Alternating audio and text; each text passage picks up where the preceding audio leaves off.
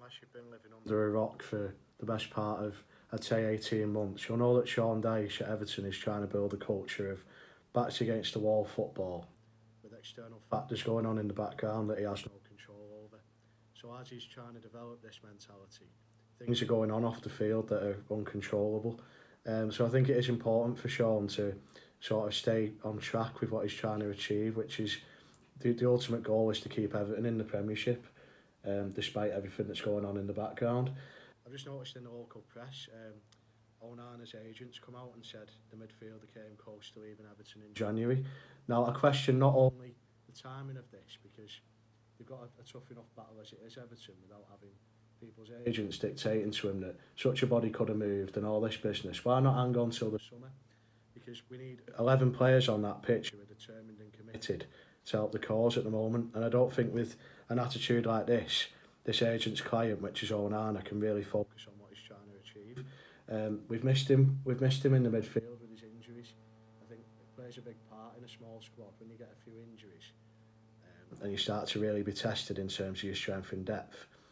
You're longing for these big players to come back in, but having read what I've read in the local paper today, I'm really questioning whether his heart will be in it, because has he already had his sights set on a move, and are Everton in a position to really turn money like that down? I'd say probably not, because he was brought in for quite big money, was Onana, when he first came in. But I just think with the dynamics of the situation and with the club being in a perilous position on and off the field, he might be the latest in the long-term list of people that have moved on for greater and better things to stabilise the finances and to, keep the club on a level footing.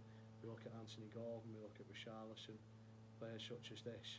The club's had no choice but to move them on, and I think in both of those cases, deep down, the players aren't that fussed about the fact that they've left, because they've gone on to bigger and better in terms of both playing in the European Cup, they're both playing for teams who've got ambition.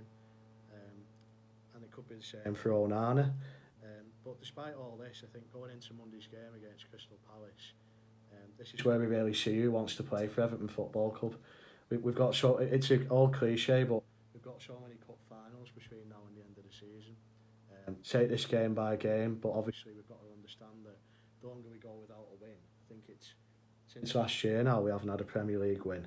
The longer it goes on, the more uncertainty develops around the club, and the more the players get nervous about the fact that they're playing for the future of Everton as much as they are for their pay packets and for the supporters and for the manager.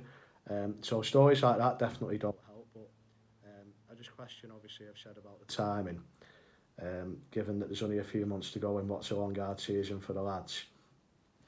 But it is important that the supporters don't lose faith and realise that for every headline like this, they could write 10 about players who are committed, because we've seen James Garner in the same position, and what he's been able to offer. He's been moved by Sean into the centre of midfield, which is his preferred position.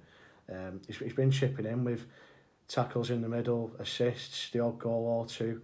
He's the all-round action man, but he sort of learned under Sean's tuition how to become a Premier League player, and a Sean player, I'd say, as well, because there's a certain type of player that Sean likes in terms of you get stuck in, you give the right attitude, it's all about heart and soul, putting everything that you can into trying to get 3 points for Everton. So we'll definitely see, won't we, moving forward, like what the outcome's going to be of Onana's situation. But I think it's the least of Sean's worries with everything that's going on in the background, as I alluded to at the start. The lads have got to get together and realise that we're in for a long, hard battle. There's teams in and around the situation that are obviously buoyed by the fact that we've had 10 points took off, could be getting reduced on appeal, of course, but you've got to deal with what's in front of you. And at the moment, we're faced with a situation where the likes of Luton, even Sheffield United, are starting picking up points. So we've got to all be aligned in what we're achieving. But yeah, I always think with these agents coming out talking about the clients, let the feet do the talking on the pitch, and then at the end of the season you can come back and say, well, he's put in these good performances for Everton and he's given us all for the cause. Is it time to move him on? But again, it smacks of modern football, doesn't it? The agents are the mouthpieces for these players. It's all about multi-million-pound contracts. You can earn so much more over here. You'll have a chance of playing European football. You're sort of unsettling before the season's even finished. And we see it quite a lot in football. But as far as I see it, get your head down and get on with the job in hand. I've also noticed as well over the other side of the park, it is important for balance that we talk about the other side. So Trent Alexander-Arnold is out for the final apparently at Wembley. So that's a completely different issue, and it smacks of the haves and have-nots because like we're on about Onana there, who's clearly unsettled, but you've got a player in Trent who, you know, when he is fit and firing, offers a lot for Jurgen. But he's got Conor Bradley there, who's obviously come into the team and hit the ground running. He's flying, he's full of confidence.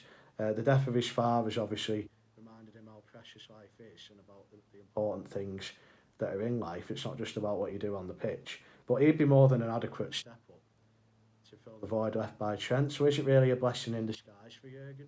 I'd probably say it is, you know, because Trent's been in and around that team for a number of years now. We all know what he can do when he's fully fit. Yes, you know, he's injured for arguably the biggest game of their season, but you know, like it's the contrast of emotions here. Like at Everton, we're dealing with a really perilous situation, and all these headlines maybe get taken a bit out of context, and they're all blown up to be something that they're not. Over the other side of the park, I mean, Jurgen's got all the balls in his court, hasn't he? They're still in 4 trophies, a chance of sending him off on a high because he's obviously leaving at the end of the season. So it's sort of like first world and third world problems in terms of the football sphere. We're talking about one player being missing, and the strength and depth they've got would permit that in a roundabout way. Like they're heading into a final against Chelsea there, who they haven't been playing particularly well. They go in as overwhelming favourites, and I think the whole club is not naive enough to think that they can turn up and just deliver the goods on the day. They're in for a tough, hard battle. Because obviously a lot's being said about Pochettino and about his position, trying to blame him for the fact that his players aren't pulling the weight. So you've got a situation there with the Trent situation, but you've got that ready-made replacement. So it was just interesting to note there the contrasting styles of obviously reporting and like the contrasting the situations at both local clubs. We've all got problems. Every football club has its own issues, but I just think, just at the moment, the Everton situation is something they can't control. Like Liverpool can control Trent's absence by putting in another player who's arguably being as good as him when he's come in. So, yeah, I just wanted to touch on that. But if anyone's got any ideas of what they want to talk about moving forward with these chats, just let me know. But I'm more than happy to bring stuff to the table that I see and that I'm passionate about, and this was just one of them. Obviously, we hope Everton can get the win on Monday night against Palace. We know how tough it's going to be. Roy's been under a situation at Palace where his job's being talked about, and he's been around the game long enough to motivate his players and to let them know that they're maybe in for a relegation battle as well. Over the other side of the park, Liverpool can go 5 points clear before another team kicks a ball on Saturday. A lot's been said about the half-12 kickoffs for Liverpool, but I think on this occasion it could be a motivating factor for Jurgen Klopp and the boys, because they can put the marker down, and then it's over to City and Arsenal to try and claw back the 5 points.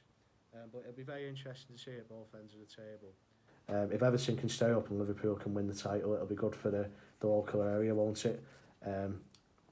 But we'll certainly see how Sean and Jurgen go about the respective issues that they've had in the lead up to big games.